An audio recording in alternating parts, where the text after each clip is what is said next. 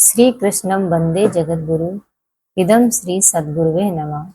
वाङ्मय नंबर 7 प्रसुप्ति से जागृति की ओर अध्याय 1 ऑडियो 7। इसका हेडिंग है हठीले कुसंस्कारों का निराकरण चांद्रायण से। दूध, साग, फल आदि बहुत देर तक स्थिर नहीं रखे जा सकते, इसलिए अधिक मात्रा में होने पर उन्हें बेचकर रुपया बना लेते हैं। यह रुपया सुरक्षित रहता है। आवश्यकता अनुसार उसके बदले दूध, साग, फल अथवा दूसरी वस्तुएं खरीदी जा सकती हैं। इसी प्रकार दुष्कर्म घटनाक्रम के रूप में विस्तृत एवं सामयिक होने के कारण उन्हें पीछे अपना प्रभाव प्रकट करने के लिए अंतश्चेतना संस्कारों के रूप में सुरक्षित रख लेती है। ये संस्कार ही व्यक्तित्व का मूलभूत आधार होते हैं। इन्हीं के आधार पर गुण, कर्म और स्वभाव की विशिष्टताएं पूर्व संचित पूंजी के रूप में साथ रहती हैं।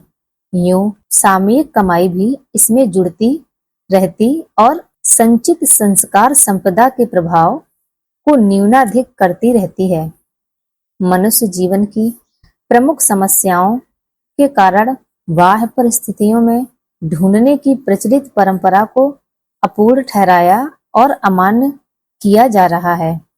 व्यक्तित्व के अंतराल में जमी हुई हठीली संस्कार संपदा ही कठपुतली की तरह मनुष्य को तरह तरह के नाच नचाने और कीड़ा कौतुक करने के लिए विवश करती रहती है।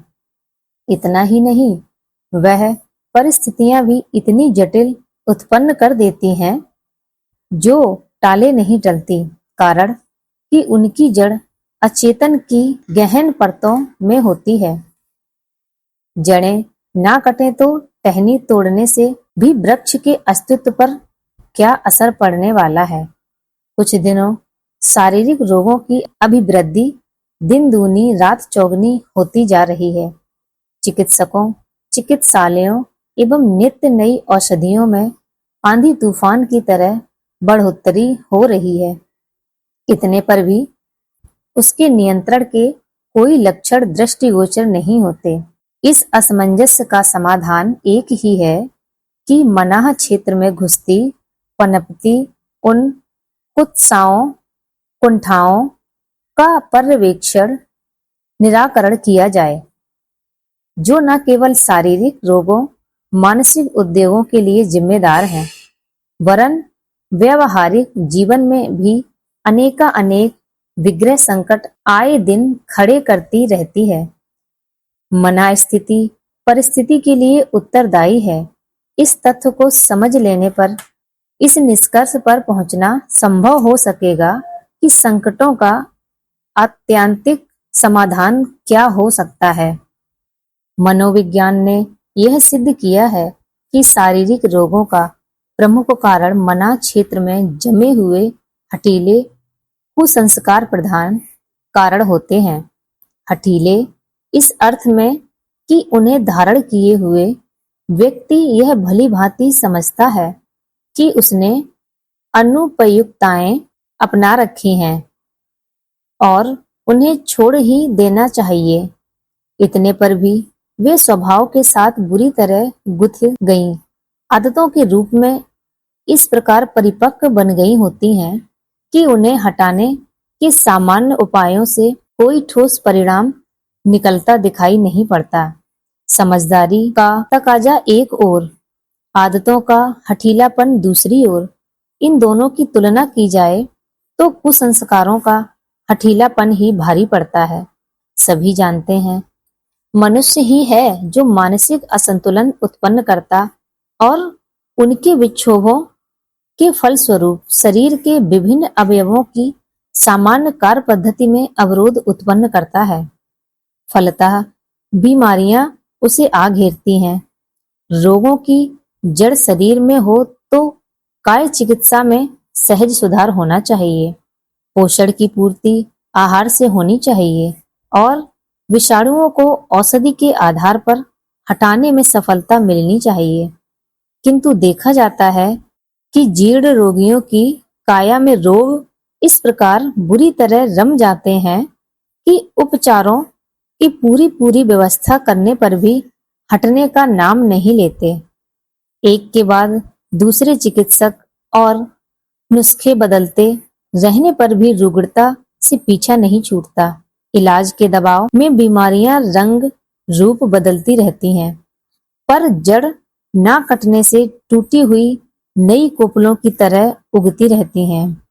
जड़ों को खुराक मिलती रहे तो टहनियां तोड़ने से भी पेड़ सूखता नहीं है। रोगों के दो वर्ग हैं, एक आदि, दूसरा व्याधि। व्याधि शारीरिक रोगों को और आदि मानसिक रोगों को कहते हैं।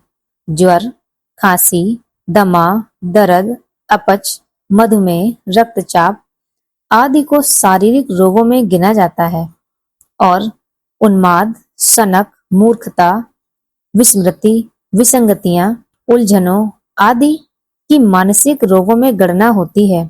मस्तिष्कीय रोगों की चिकित्सा पागल खाने के डॉक्टर करते हैं और मनाह चिकित्सक पूछताछ करके अंतरंग में जमी कुंठाओं को उगलवाने और सत परामर्श देने के उपायों का सहारा लेते हैं। शरीर विज्ञानी औषधि उपचार शल्य कर्म आदि के द्वारा करते हैं। इनमें आंशिक सफलता भी मिलती है, पर प्रयत्न फिर भी अधूरा ही रह जाता है और वैसा लाभ नहीं मिलता जैसा अभीष्ट है। इस अधूरेपन को दूर करने के लिए मन की उस गहराई तक जाना होगा जहां से कि शरीर और मन को प्रभावित करने वाले प्रवाहों को उभारने और काम करने की प्रेरणा मिलती है।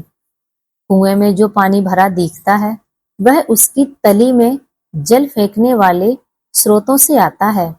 इसी प्रकार मस्तिष्कीय अस्त व्यस्तताएं चेतना की मूल प्रवृत्ति के मर्म स्थल में से उभरती हैं।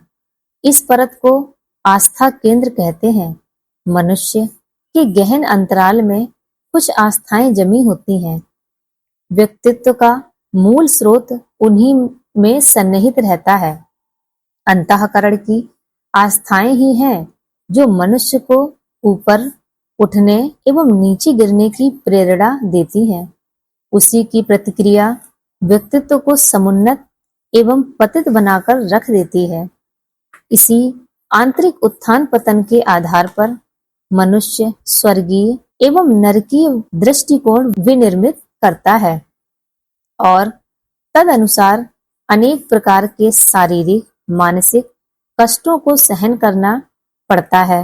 इतना ही नहीं, जीवन के अन्य क्षेत्र भी ऐसी विषम परिस्थितियों से भर जाते हैं जिनमें रहने वाला अपने को पग पग पर असफल, उपेक्षित, तिरस्कृत, दरिद्र एवं दुर्भाग्यग्रस्त अनुभव करता है। डॉक्टर ब्राउन, डॉक्टर पीले, मैकडूगल, हेडफील्ड और डॉक्टर चार्ल्स जुंग आदि अनेक प्रसिद्ध मनोविज्ञान शास्त्रियों ने यह माना है कि फोड़े फुंसी से लेकर टीबी और कैंसर तक की बीमारियों के पीछे कोई ना कोई दूषित संस्कार ही कारण होते हैं।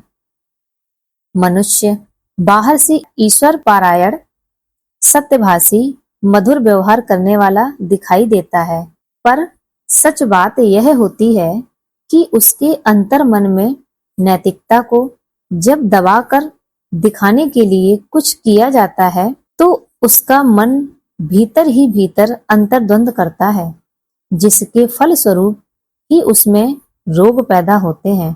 कई बार ये संस्कार बहुत पुराने हो जाते हैं, तब बीमारी फूटती है, पर यह निश्चित है कि बीमारियों का पदार्पण बाहर से नहीं, व्यक्ति के मन से होता है। इस कथन की पुष्टि में मैकडोनाल्ड अमेरिका का उदाहरण देते हुए कहते हैं, अमेरिका के बीमारों में आधे ऐसे होते हैं जिनमें ईर्ष्या, द्वेष, स्पर्धा, क्रोध, धोखेबाजी आदि भाव प्रभुत्व जमाए होते हैं। जो इस प्रकार मानसिक रोगी होते हैं वे अपनी भावनाओं पर नियंत्रण नहीं कर सकते। उनका व्यक्तित्व अस्त व्यस्त हो जाता है। उसी से वे उल्टे काम करते और बीमारियों को बढ़ाते हैं। आगे दुश्चिंता की व्याख्या करते हुए मैकडोनल्ड लिखते हैं, मानसिक चिंताओं द्वारा रक्त के अंदर एड्रेनलोना नामक हार्मोन की अधिकता हो जाती है। उसी से सांस फूलना, कंपन, चक्कर आना, बेचैनी, दिल घबराना, पसीना आना और दुस्वप्न बनते हैं।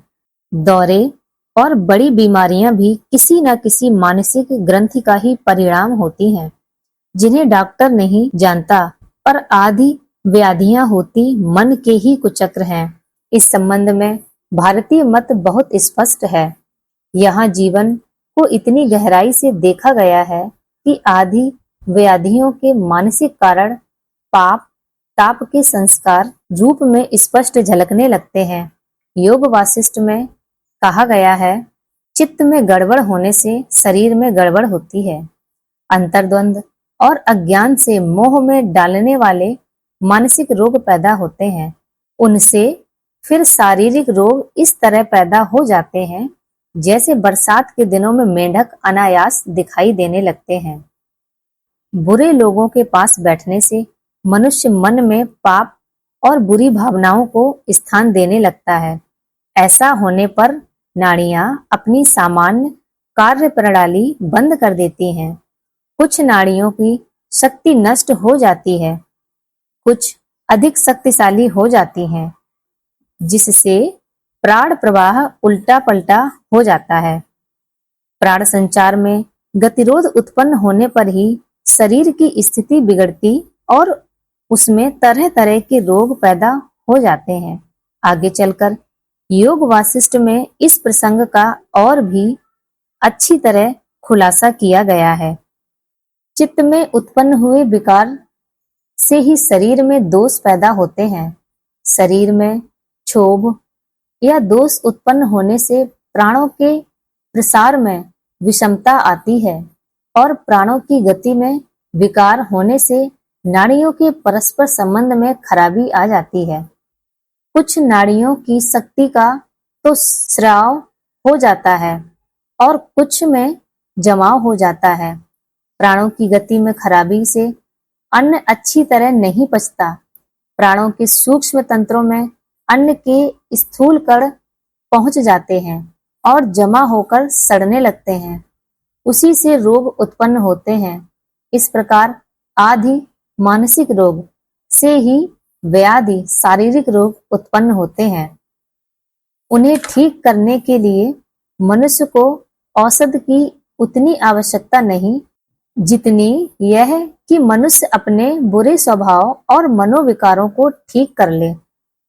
साधारणता समझाने बुझाने की पद्धति ही सुधार परिवर्तन के लिए काम में लाई जाती है, पर देखा यह गया है कि भीतरी परतों पर जमे हुए कुसंस्कार इतने गहरे होते हैं कि उन पर समझाने बुझाने का प्रभाव बहुत ही थोड़ा पड़ता है। देखा जाता है कि नशेबाजी जैसी आदतों से ग्रसित व्यक्ति दूसरे अन्य समझदारों की तरह ही उस बुरी आदत की हानि स्वीकार करते हैं, दुखी भी रहते हैं और छोड़ना भी चाहते हैं, पर उस आंतरिक साहस का अभाव ही रहता है जिसकी चोट से उस अभ्यस्त कुसंस्कारिता को निरस्त किया जा सके। इस व्यवस्था से कैसे छूटा जाए, इसका उपयुक्त उपाय सूझ ही नहीं पड़ता। लगता रहता है कि कोई दैवीय दुर्भाग्य ऐसा पीछे पड़ा है जो विपत्ति से उबरने का कोई आधार ही खड़ा नहीं होने देता। पग पग पर अवरोध ही खड़े करता और संकट पटकता भी वही दिखता है।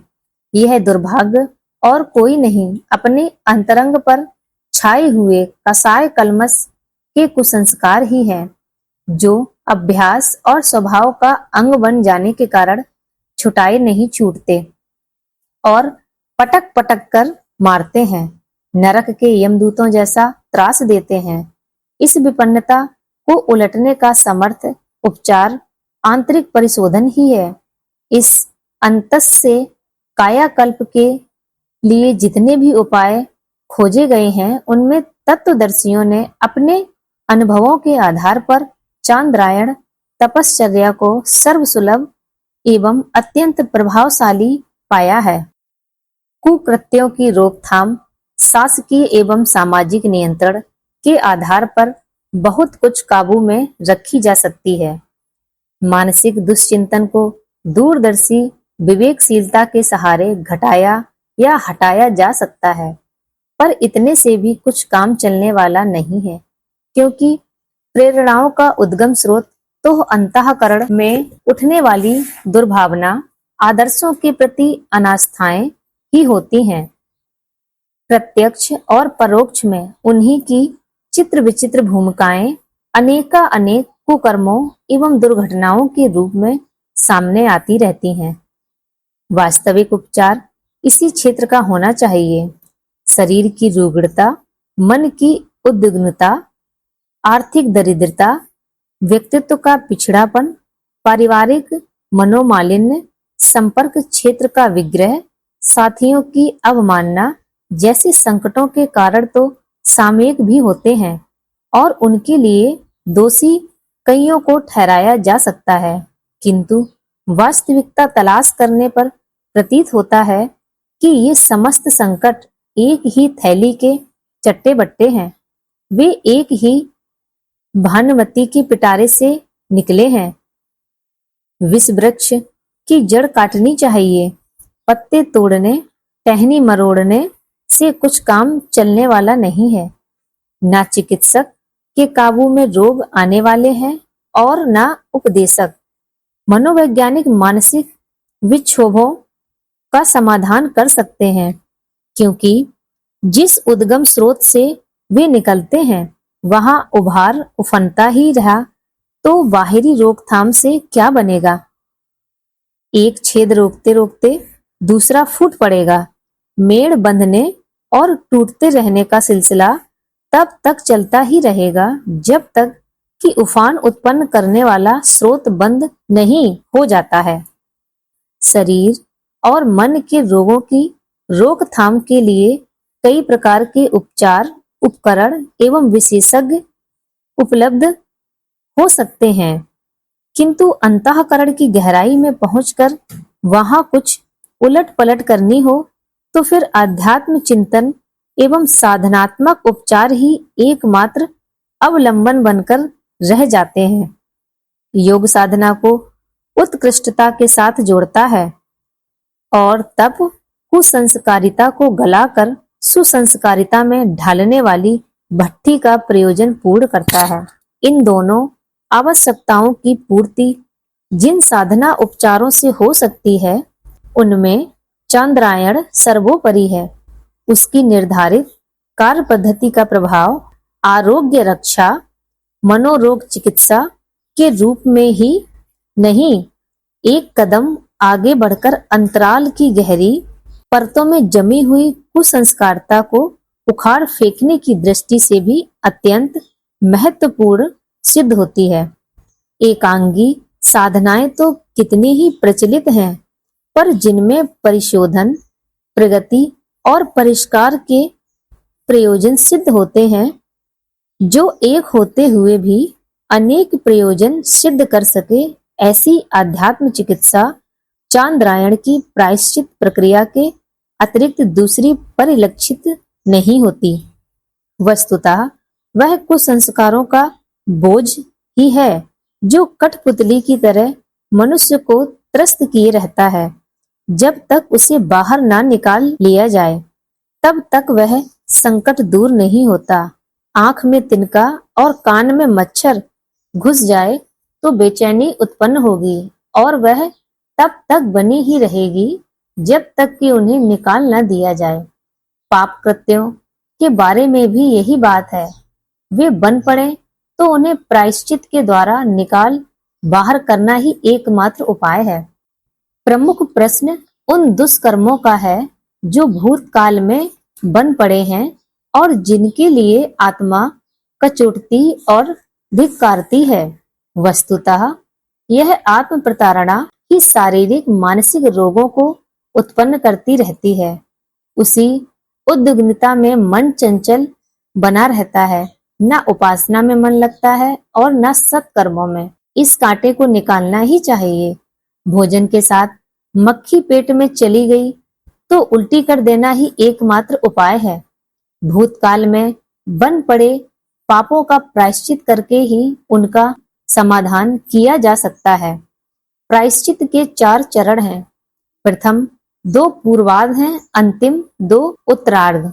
पहला, जीवन भर के दुष्कर्मों की सूची बनाकर उनके द्वारा दूसरों को पहुंची हानि का स्वरूप समझना।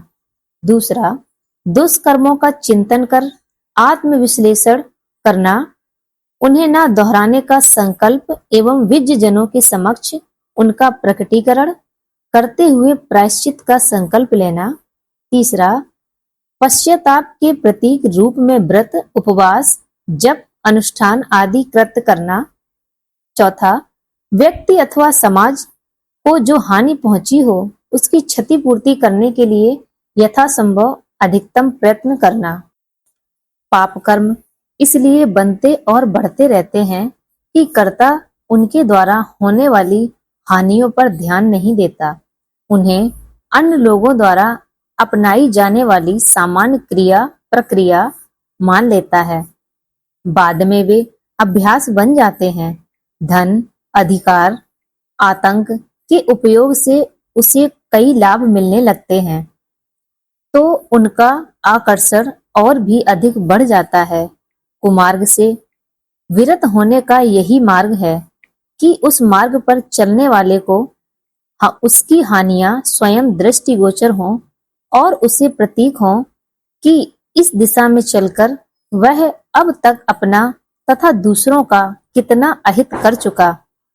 यही गतिविधियां जारी रहीं तो और भी कितनी हानियां हो सकती हैं।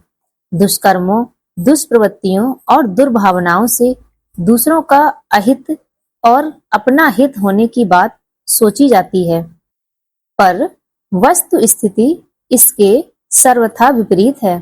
कुमार्ग की कंटीली राह पर चलने से अपने ही पैर कांटों में बिंधते हैं, अपने ही अंग छिलते और कपड़े फटते हैं। झाड़ियों को भी कुछ हानि होगी, पर इससे क्या, घाटे में तो अपने को ही रहना है।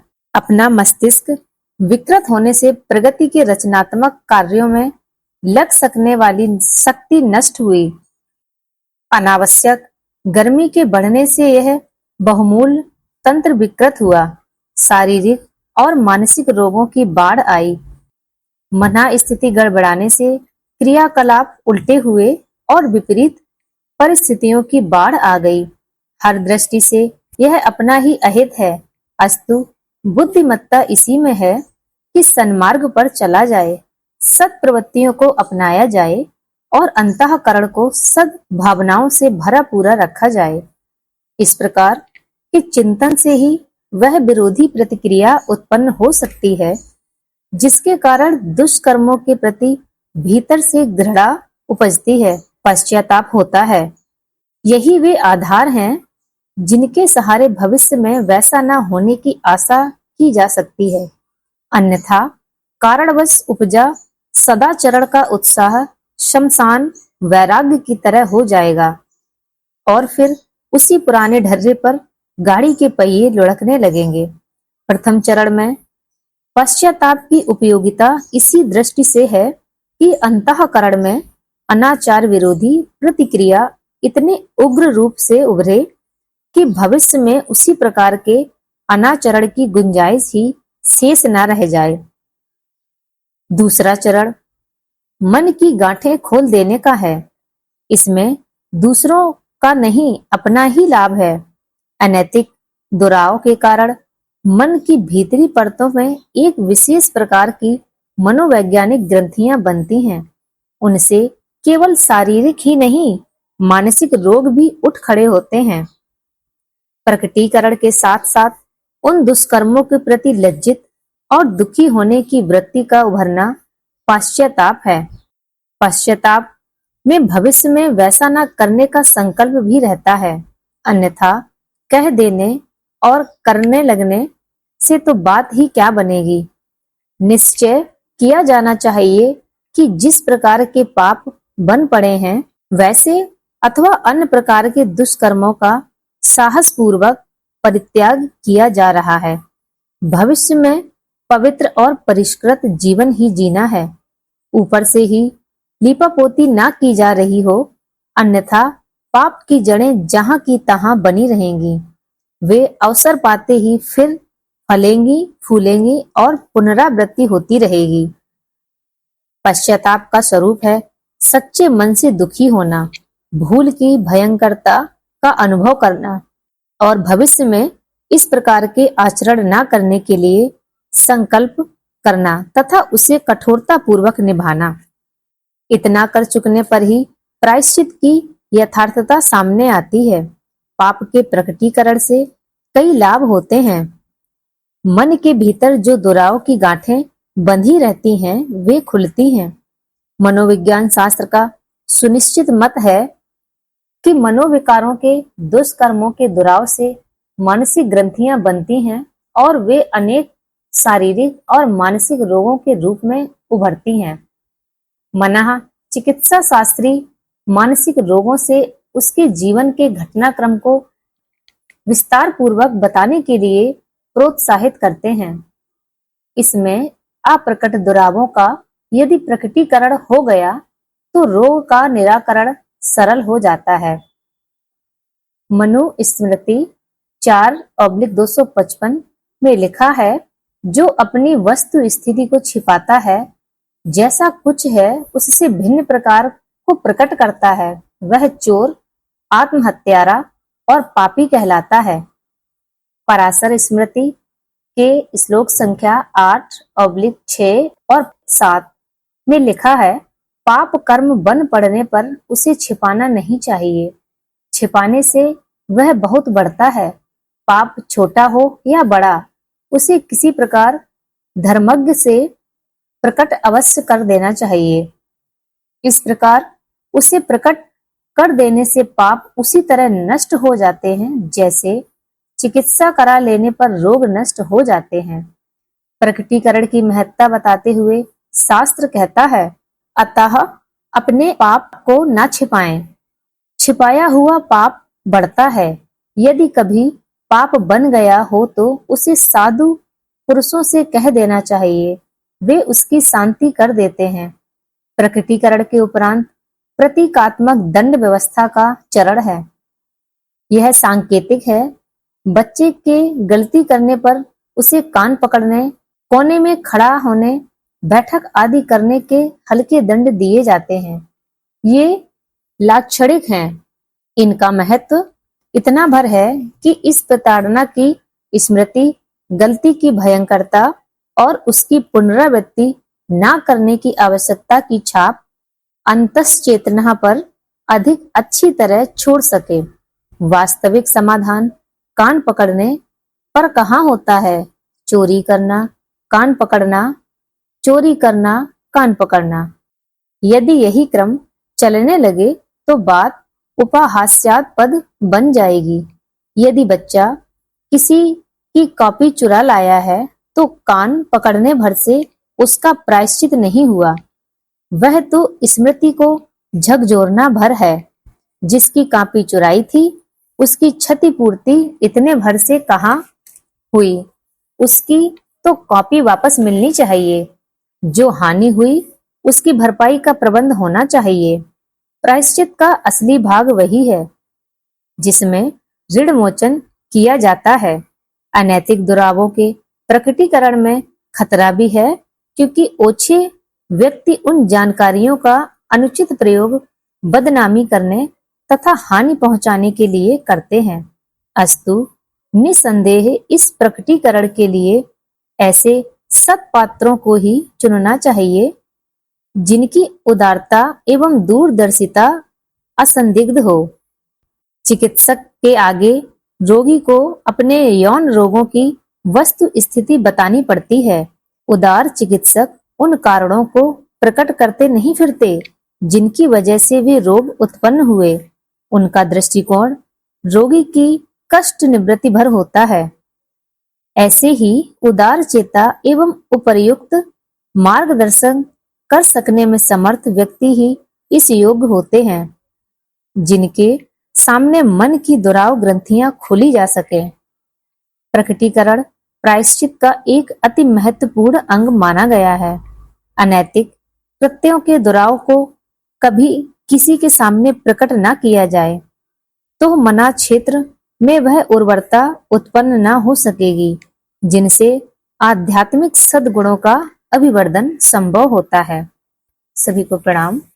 21वीं सदी उज्जवल भविष्य। भारत माता की जय। वंदे मातरम।